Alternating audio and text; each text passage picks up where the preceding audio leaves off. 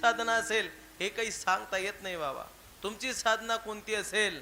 महाराज म्हणतात अरे आतापर्यंत कोणाची उपासना सांगता आली नाही, कोणाचं तप आपल्याला सांगता आलं नाही, कोणाची साधना आपल्याला सांगता आलं नाही.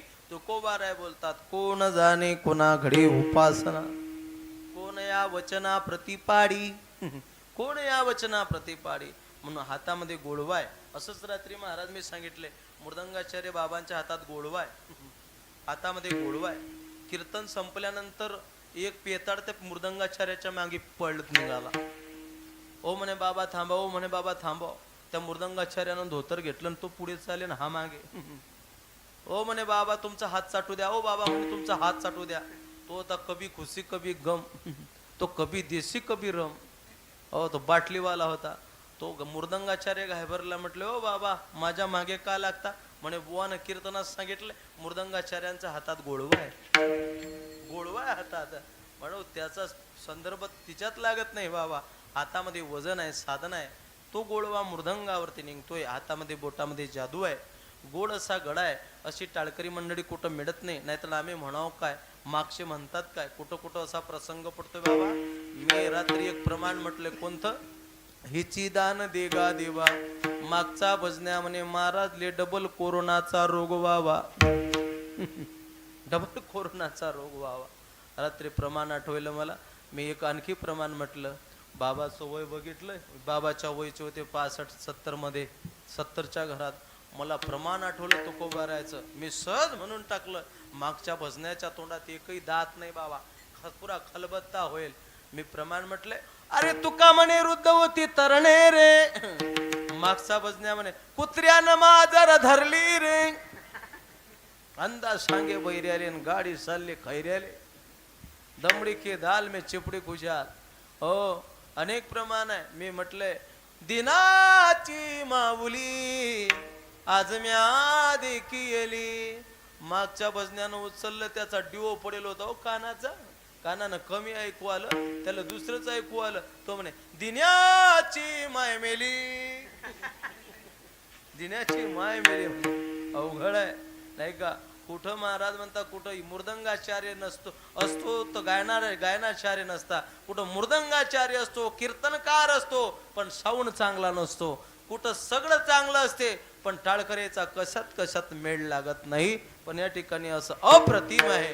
महाराज म्हणतात देव या ठिकाणी आहे, भक्त आहे, नाम आहे. हा त्रिवेणी संगम या दरबारामध्ये चालू आहे. कथा त्रिवेणी संगम, कथा त्रिवेणी संगम, कथा त्रिवेणी संगम, कथा त्रिवेणी संगम.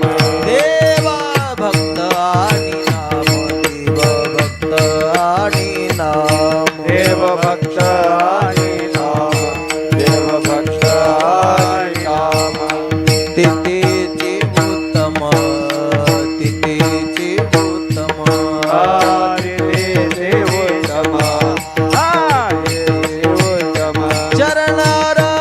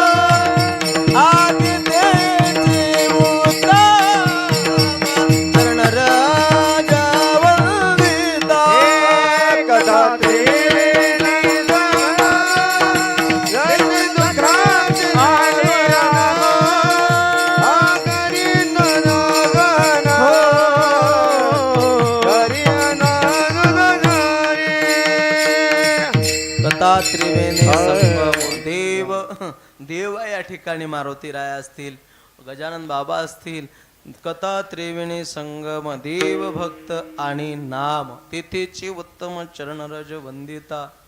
महाराज या महापर्व काळ आपल्या जीवनामध्ये सरलाय, आपलं भाग्य आहे.